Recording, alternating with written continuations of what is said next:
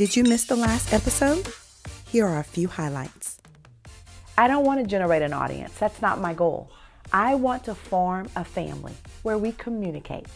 Family is generally with whom the most difficult of conversations are had. Although I'm very well known in Texas and New York and Washington State, you may not know anything about me, anything about my show, my passion, my work, my beliefs, or really how much I genuinely care about you. No, you don't have to watch on social media, but I would say that if you want to get in deeper and you want to dive in deeper into the conversation and especially the topic, I would definitely say follow us on social media, join in on the conversation, because remember, it's not just about talking, it's about communication.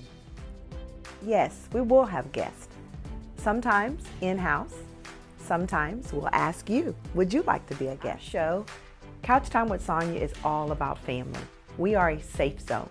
So what we want you to do is on Sundays at 7 o'clock p.m. Central Standard Time is pull your family around the TV, if you're in the local viewing area, and watch with them. Because Couch Time with Sonja is all about you. If I don't have you, there is no Couch Time with Sonja. So I'd love for you to send in your topics that you'd love to hear about, discussed here on the show. Well, I'll definitely tell you, I am a country girl with a city girl flair. And what you can expect from me as a host is my heart. I will definitely share my heart and my love with you. I love people, and it's all about people sharing their stories, one person at a time. To watch the entire show, visit couchtimewithsonja.com. Hello, and welcome to Couch Time with Sonja. That's Sonja with a J, where our mission is to provide a trusted and invaluable source of information that is engaging, relevant, and entertaining, all while embracing, empowering, equipping, and strengthening the life of the audience that we serve, and that's you. In years past, when there was an issue to discuss, a problem to solve, or a lesson to be learned, we sat with our parents, our grandparents, neighbors, spiritual leaders, and others in the comforts of our living room and solve the problems of the moment, there on the couch. In today's society, it's so easy to reach for solutions in all the wrong places. You know, the people with bad or negative advice, internet websites or social media, and definitely people who have all the answers but have never walked through anything in life. Instead, we should be asking for wisdom from those with experience. And I'll definitely share a story with you as I remember sitting back with my grandmother. The beautiful thing is that she had so much wisdom because she had lived a full life with so many life experiences. She shared those things with me, some good and some not so good. But the beautiful thing about it, it was all part of our family legacy. And I was so excited to learn about that. And let's head back to a time when solutions were simpler. I want you to just join me here on the couch and let's chat about it. And as we get ready to dive into this topic today, what do you think about when I say the word legacy? Do fond memories of grandparents and special lessons learned and discussions on the couch come to mind? Or perhaps thoughts of the family business, which has been worked for 3 generations and is providing wealth for generations to come? Your initial thought may even be the fact that you never thought about a legacy at all. You're simply not even sure if you have one or even what it is. Well, welcome to part 1 of a 3-part series on the topic of legacy. Today's topic is deep, and it's oh so good. But you know what? I want you to grab a pen and paper because you're going to want to take some notes. This topic is so deep that I am honored that I get to share this discussion and share the sofa, or should I say the couch, with my co-host, Delia Cortez. When we return, I will introduce you to her, and we will look at really first of 3 considerations when shaping your legacy. See you when we come back.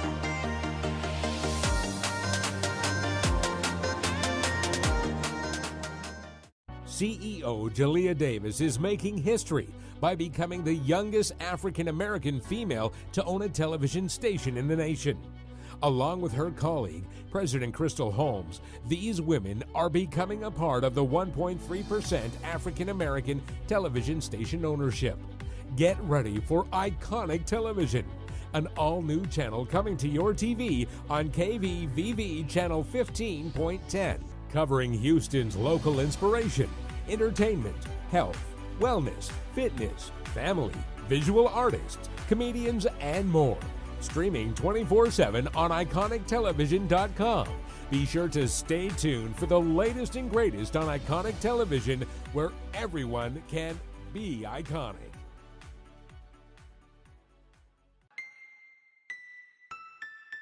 I'm Marlon Wilson, and you're watching Grind Time with Nightwolf Productions. If you got a plan, just do it. Don't let anything stop you. I'm Lauren Tolot, and you're watching Grind Time with Nightwolf Productions. Live poor, poor, poor for the first full year as an entrepreneur. Probably 2. I am Chloe Cook, and you're watching Grind Time with Nightwolf Productions. There is no limit, as long as I'm willing to fail enough times. Hi, I'm Samir Freedy. You're watching Grind Time with Nightwolf Productions. You want to be the best? You gotta be a little bit crazy. Start where you are, and start today. I am CJ, and you're watching Grind Time with Nightwolf Productions. Go find that passion and go for it. I'm Avi, and you're watching Grind Time with Nightwolf Productions. I always tell myself I'm gonna win, like this is gonna happen. Stop settling for an illusion of success. Stop settling for an illusion of entrepreneurship. And keep grinding.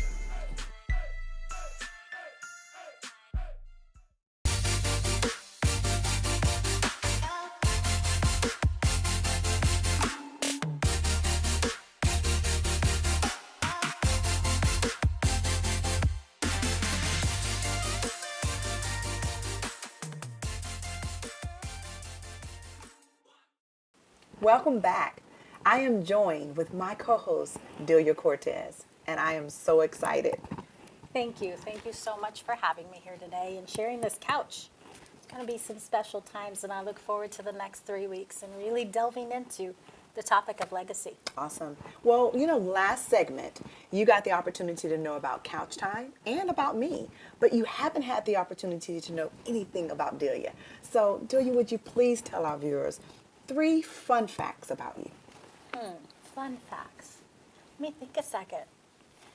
Well, I guess the first thing is I'm a twin. Lots of fun there. I can tell you story after story, but maybe we'll save that for next time. Second, I'm the baby of a family of 8. Can you imagine? My poor father. And then finally, I love Harleys. I'm a Harley girl. I love to ride my Harley. It's one of my favorite pastimes. Did y'all hear that? I've got a biker babe as a co-host. I love you, and I'm so grateful that we get to start this legacy here together on the couch. Couch Time with Sonja. Let's do this. Awesome, girl. Well, I want to start immediately on our discussion. Let's talk today. One thing remains certain. Legacy and family definitely go hand in hand. There are generally 3 different aspects to consider when delving into the topic of legacy. By definition, and perhaps the most popular, is financial legacy, often referred to as one receiving gifts, blessings of money and or property upon passing of a family member. And the moment we hear financial legacy, what do we all think of? We think of money. We do. But there are so many other aspects. The other aspect that I want to talk about today, Delia, is called PMS. PMS? I know, PMS. Oh, wow. What does that really mean? That is psychological, moral, and spiritual legacy. And really, that really means it's a mindset of a particular family lineage, such as, the legacy of the Kennedys and the Hatfields and McCoys. The moment we say Hatfields and McCoys, what do we think of? Dallas, of course. Yes. But there is a mindset with those families about legacy. Yeah. It's the mindset of finance and the name. It really is. And so even with you, our viewers, what is your mindset? I'll ask you that. There's so many different aspects, but we also know the single thread that weaves all of these together is family. Yeah, it really is. It's important that we remember that in years past we had the Leave It to Beaver days. The mom, the dad, the 2.1 kids, a dog, maybe a cat. Did you say 2.1? 2.1. How do you have 2.1? I don't know, but I've always heard that term, so I thought I'd throw it in there today. Oh, wow. That's not today's family. No. The family of 2018 looks so different. It might be a blended family, culturally blended, previous, coming into the marriage with previous children, grandparents raising their kids, foster families. So true. That Leave It to Beaver Day family is no longer the family of today. That's right. Well, with all of our viewers, we want you to know that your family is important. Whether you fit in one of the categories that Delia just talked about, or you don't. It's perfectly okay. Your family is perfect for you. My family, we came into a blended family. I had my daughter when Roy and I were married, and then we added 2 sons to that. It had its ups and downs, and we had our challenges. But in that, my perfectly imperfect family was mine alone. So beautiful. I love the way she said perfectly imperfect family. Before we begin our next discussion, I urge you first, identify and write down who your family consists of. I said earlier to grab that pen and paper, and I want you to take the time to write down who is in your family. And really, let's talk about legacy a little bit about that. When speaking of legacy, your family consists of anyone who you may financially be taken care of, or really you feel love and dedication and responsibility to them. But it's not just financial, it's also PMS. PMS.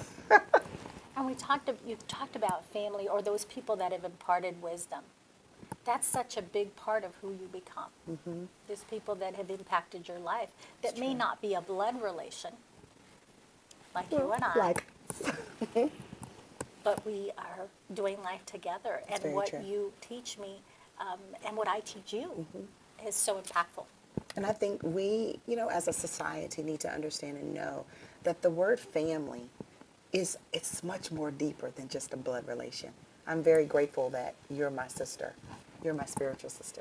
I'm going to say, especially in that spiritual aspect that we spoke about, this is my spiritual sister.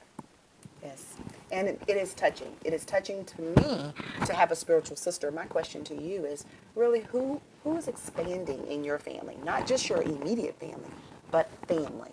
Once again, remember, grab your pen and pencil, and we'll be right back.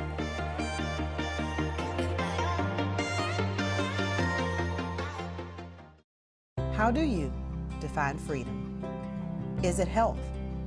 The ability to call a board-certified physician 24/7, 365 days a year. The ability to eliminate all future copays. Is it wealth? Cut your years to mortgage payoff by more than half and save hundreds and thousands in interest on mortgage, car, and other loans. Is it the gift of college scholarships for every child? Earn guaranteed scholarships at more than 360 private colleges and universities in 45 states. Or simply, abundance, time freedom, the perfect opportunity at the right time. It's all of these and so much more. We are looking for leaders, and freedom is calling. Join the Trivesta movement.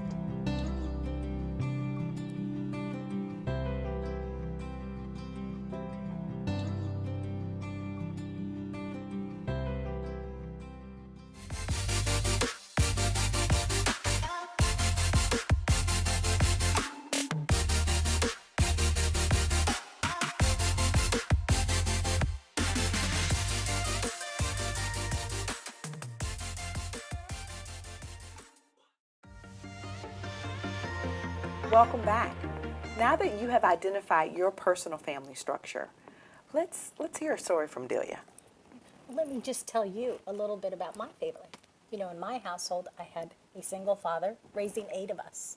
It was not that typical family. And many of you, just as me, don't live in a typical family. And it's perfectly okay. That perfectly imperfect. I love it. That's going to definitely be our saying for this legacy. This legacy segment is perfectly imperfect. It is so important to identify what legacies have been created or passed down to you by your family.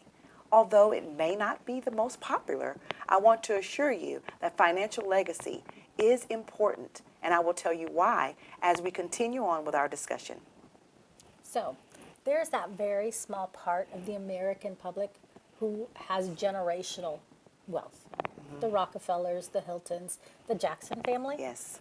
They are good examples of profound wealth, generational wealth. Their children will never have to worry about paying for their bills, paying So true. for anything at all. You're Well, right. I mean, You're so right. honestly, if you think about, you hear the word Hilton and you hear the word Jacksons, that means they're set for life. But for us, that's not the case, right? But it's okay. You know, we have to think about the 401ks. We have to plan for health expenses, insurance, things like that. Yes, because there's financial liabilities, and the vast majority of Americans work diligently to achieve these things. Yes. Even the smallest family businesses like mine, or even a life insurance policy that we would hand down to our children, or property, perhaps property that was given from family. Now, see, that's good right there. Because you asked, earlier, you were talking about financial legacy. I can honestly say, financial legacy, did that happen in my family? That's a yes and that's a no. I would say no, because not physically was I financially handed a legacy. But yes, because I believe that my grandparents were blessed, my parents were blessed, and then of course that means I'm blessed. So it's all about perspective. Right. You know, Delia, I had a good friend that once said that God showers blessings in funnels, not buckets. Wow, that really gives us pause and something to think about. It really does. So let's get into this PMS. Let's talk about that just a little further. Yes, psychological, moral, and spiritual legacy. Yes, this by far is the most important of these three aspects that we are talking about. I agree with that. You know, as a baby, what you were born into, the way that you were raised, that mindset, the ethical standards, your work ethic, your spiritual beliefs, that PMS, that legacy molds who you are. Well, I'll definitely say that if I were to look back in my family as my grandmother who raised all those children, 10 children, by herself, is looking back and going, she was a woman of integrity. Her work ethic was amazing. And honestly, she loved everybody around her. And today, I walk in that same legacy. I believe that I am who I am, exuding with love, honestly, because of her legacy. I didn't know your grandmother, but I definitely see those qualities in you. Oh, thank you. So if your family instills a legacy of positivity or high ethical standards or that unwavering spiritual foundation, you might find that you're pretty grounded. You know, you possess that ability to achieve the highest of financial legacy, which then sets you on the road to relational legacy, which we will discuss next. Who provided your PMS, and what does it show you? Really, it was, have you thanked the person or the persons for laying your foundational PMS in your family? Even those with the strong PMS legacy have experienced trials and bumps in your life. But they are also equipped. I honestly believe you're equipped for life due to your PMS legacy. Your grandmother's legacy, my father's legacy? Yes. My mother, father, your family's legacy. Who in your family has made a difference? But you know, not everyone is as fortunate as we are. Maybe they had a legacy that was not as strong. Maybe they were lacking in some areas. Just know that even though you may have been passed on that spirit of negativity or maybe a poor work ethic, maybe looking at life negatively, you can change that. Yes, it's really all about you and what you want to do, because it starts with you. You can change the legacy for your family and your children and your children's children. And we will discuss just how to do so in the next segment. We'll be right back.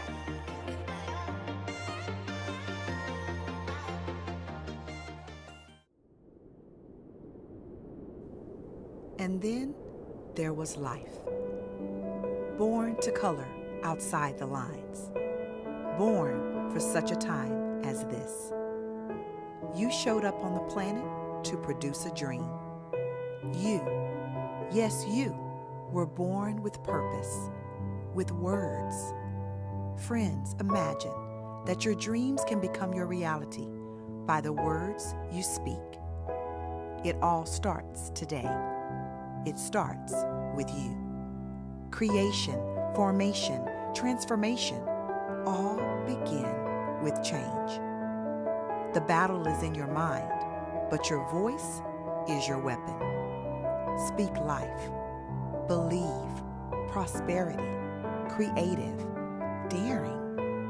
The best way to predict your future is to create it. Your future is unwritten. Let's begin writing today. Your words create your world.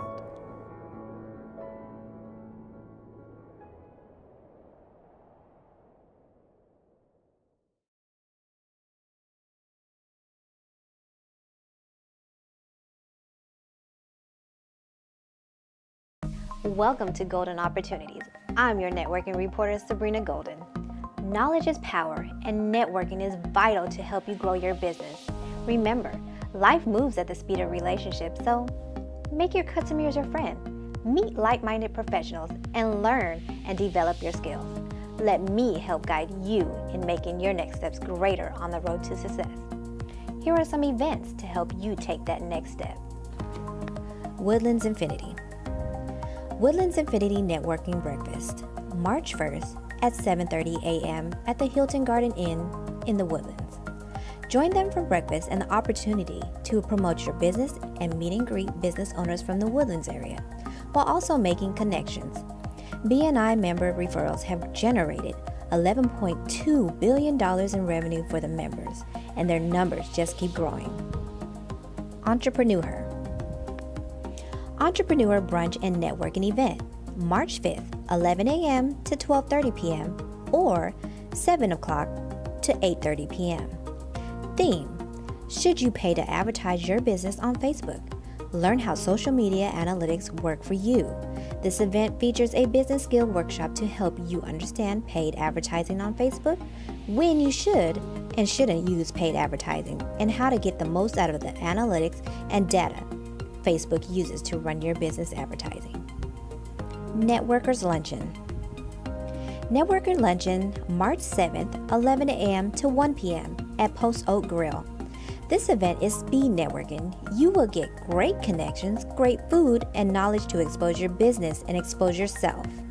Grow your mind with some of the top entrepreneurs around you. Business networking and overview is held every Wednesday at 7:15 p.m. at the Royal Oaks Country Club.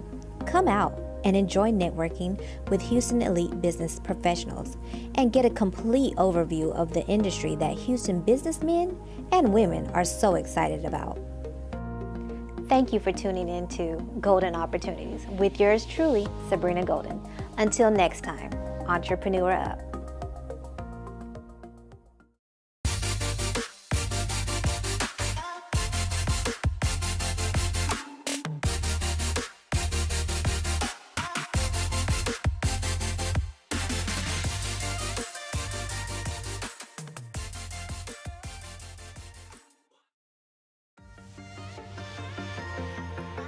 Welcome back. Glad you're still with us, and I hope you caught the last two segments. But if you didn't, make sure you catch up after the show at www.couchtimewithsonya.com. And that's Sonja with the J. Our final consideration is relational legacy, better known as whose you are rather than who you are. Have you ever been referred to someone as someone's daughter or someone's son, other than, like, you don't even have a name? Right. So recently I went back home. I've been gone for, 25 years. Walk into a gas station, and the woman working behind the counter says, "You must be a Gonzalez." And I'm thinking, how could she possibly know that? And she said, "I can tell." Wow. Well, I know I've never got the honor of meeting your father, but man, looking into your eyes, I can definitely see the love of your father. But that smile of yours, looking at your pictures side by side, it is just love exudes through your eyes and that smile. Well, thank you. You're welcome. Well, I also want to share just a little bit of story, I would say. Mine is a little different, though. This is something funny. You'll get a kick out of this.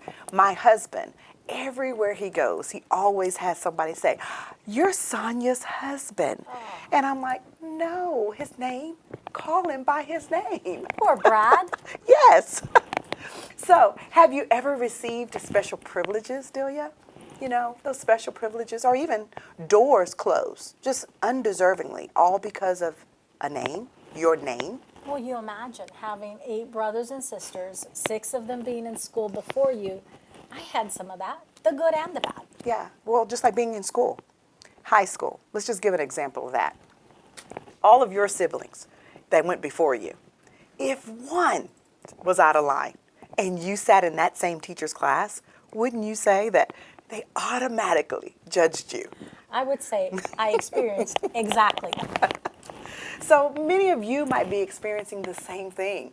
But you know what? Those who came before you created a relational legacy in whose shadow sometimes you reside. But I want you to take a moment to reflect on the shadow in which you reside right now. It doesn't have to be that way. I love the big shadow I live in. I agree. But I'm also concerned, and I think about what shadow am I casting on my children, on my grandchildren. Good. Okay, my grandbaby, I have one. Don't feel bad. I've got one too. Yeah, we'll take that. Hey, we're proud grandparents, if you can't tell. But you know what? There's also shadows that affect your daily life, your career choices, and how you were raised, or even how you raise your very own children. For Christians, we can say, Delia and I, we can definitely say that we are saved because of whose we are, since our faith is based on our relationship with God. No doubt. Well, and also on top of that, you know what? We live now in a shadow too of our Heavenly Father, but there are so many who don't. They don't live in that shadow. So maybe not if we're not talking about our Heavenly Father, but our fathers, our biological fathers, our mothers, or those that raised us. We talked about that non-typical or not average family, or today, the average family, and that it's different. So true. Those cultural differences that blended families. Mm-hmm. You know, those are the shadows in which we live. That's very true. And the cultural differences right now in this day and time, it is major. And I just want families to know it doesn't matter what your family consists of. You honestly are the one that's setting a legacy. So going back to that relational legacy, imagine that employee who was with one company for 20, 25 years. They think they're working their way through the ranks in hopes of being that head honcho, the big boss. But then that recent graduate, that daughter, that son, takes on that role. Everything you've been working towards is no longer there because the relational legacy gave that new graduate that top management position. But, and you know, that's not a bad thing. Not at all. You know, it's just, we do have to understand that in corporate America and in different realms of our life, that relational legacy is very strong. No doubt, and that's something that I'm working towards. I want to leave my business to my children. That's exactly right. Well, being entrepreneurs, or should I say entrepreneurs, because being a women, that is our desire to bless our children and our children's children. It's also biblical. Yes. And so when it turns into, you have the opportunity to create a legacy, and when you do, make it count.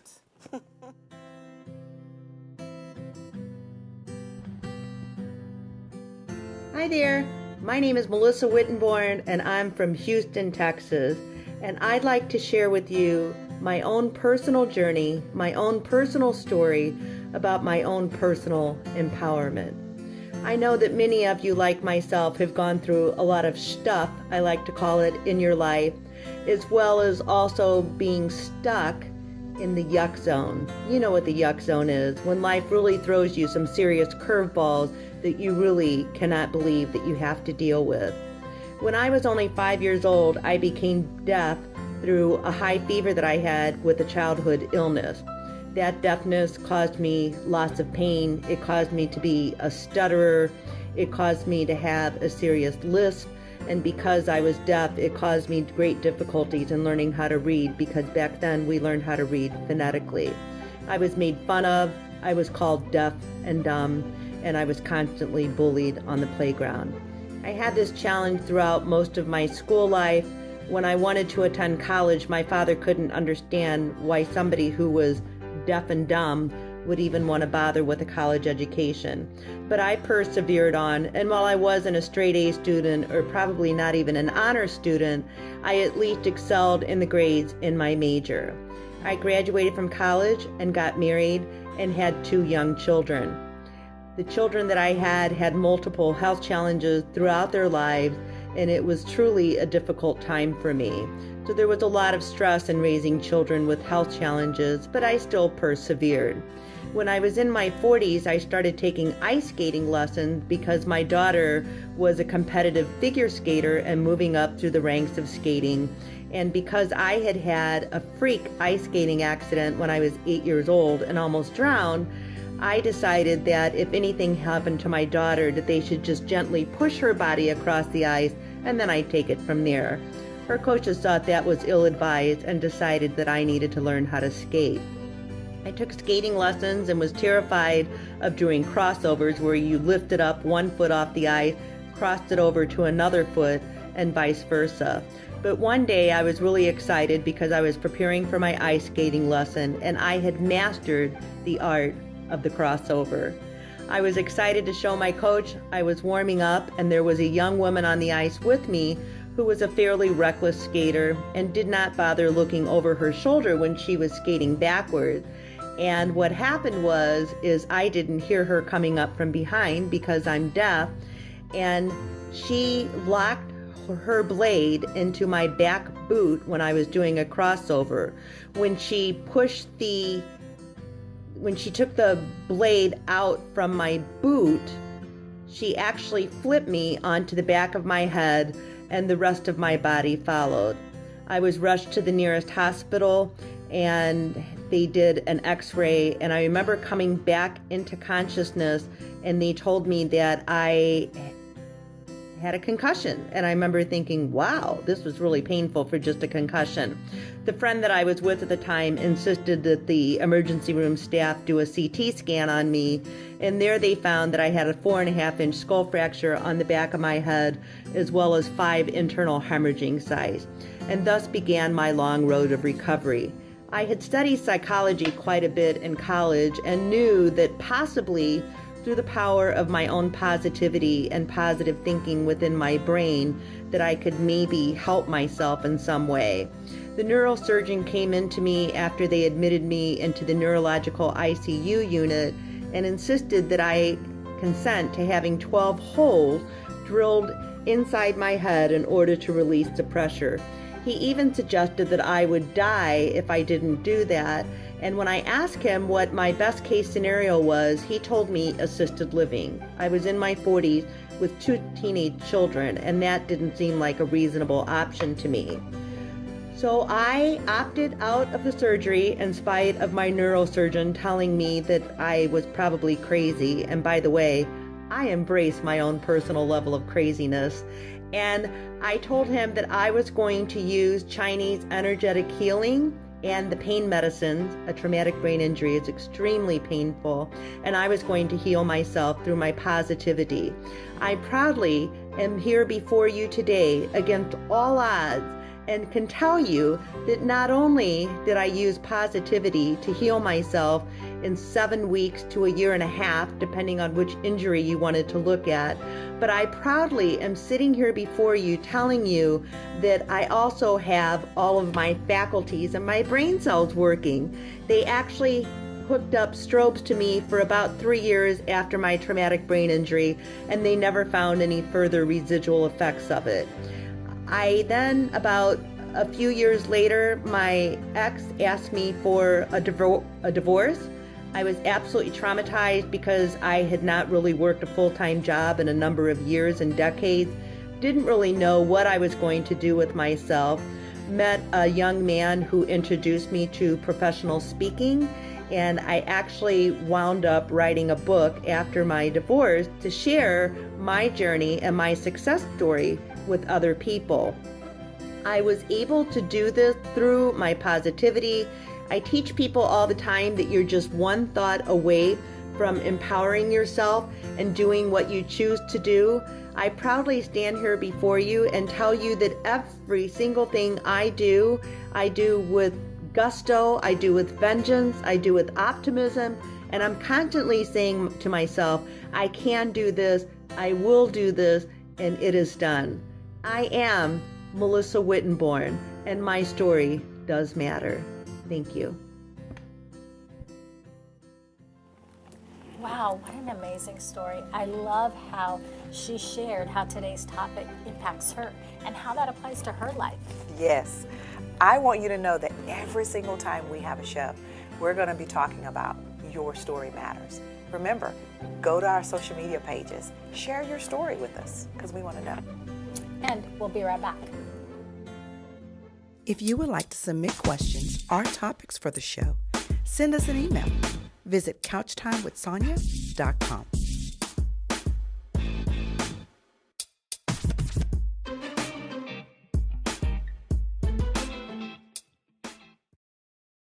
CEO Jalea Davis is making history by becoming the youngest African-American female to own a television station in the nation.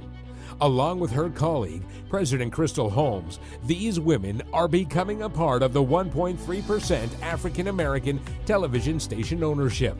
Get ready for iconic television, an all-new channel coming to your TV on KVVV Channel 15.10, covering Houston's local inspiration, entertainment, health, wellness, fitness, family, visual artists, comedians, and more. Streaming 24/7 on iconictelevision.com. Be sure to stay tuned for the latest and greatest on Iconic Television, where everyone can be iconic.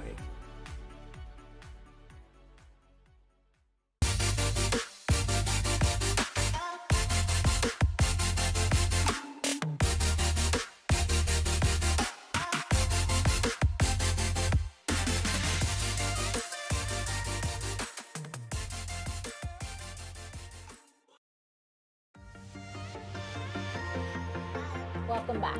Thanks for sticking with us for the last few segments, and let's take a moment and wrap everything up today. Yes, you know, since we've talked about all of this today, let's actually give them something practical to walk away with. Let's actually share with our viewers what we are doing to create legacy for our children and our grandchildren. So let's start with that financial blessing. You know, we are trying to change what we are leaving our children. I don't want my children to have the same struggles I did. So I hope to be able to pass on that business to my children, to my grandchild. Yes, that is beautiful. And in PMS, which is psychological, moral, and spiritual, I think we both, in both of our families, we honestly want to, not only did we want to do that for our children in showing them how, you know, morally, man, that is just having the right morals. And then also spiritually, setting that foundation for our kids, not just our children, but our grandchildren, in knowing that spiritually, we want you to be grounded. We want you to know God, but we want you to know Jesus.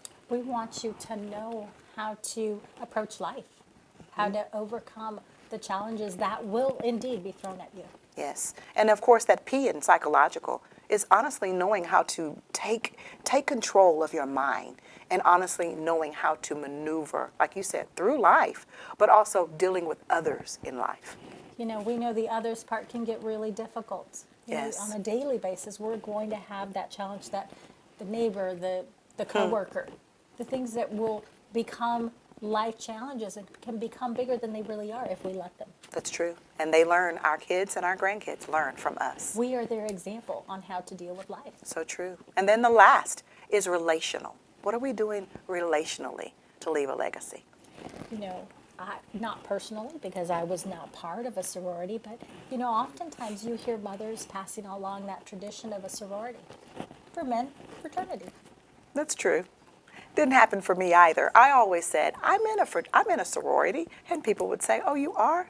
Me fi me, all day long. And so I definitely know that if we're doing this to leave a legacy on all aspects for our children and our grandchildren, what are you doing? Take everything that you've learned and you've heard today and apply it to your family. Remember that we're all leaving a legacy. And we get to choose if it's a good one or not. It's your choice. I want you to join us next week as we continue on our next segment on legacy. Join us next week as we discuss the consideration of parenting when it comes to legacy. Be sure you join us next week. We'll see you then. Have a blessed week.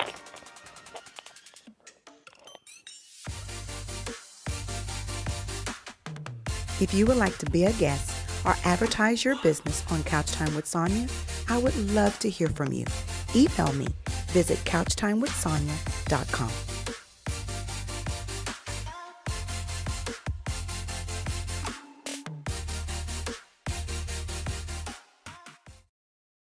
It seemed like I'd never be complete, like I'd never be free. Seemed like there was no hope for me, and I'd never have peace. But Lord, you came, took never away. Now I'll never be the same.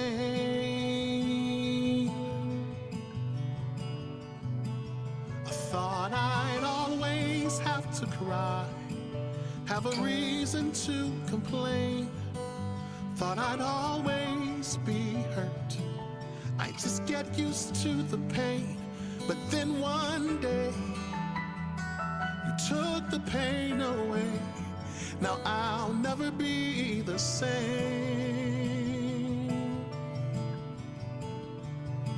Only you could do what you've done for me. Lord, I'm grateful for you. You never cease to amaze me. Never.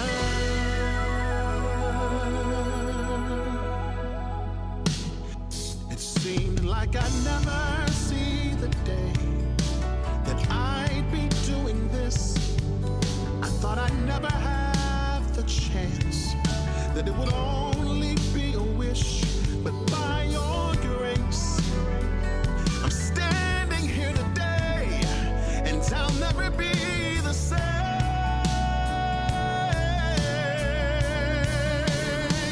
Only you could do what you've done for me. Lord, I'm grateful for you. You never cease to amaze me. Never.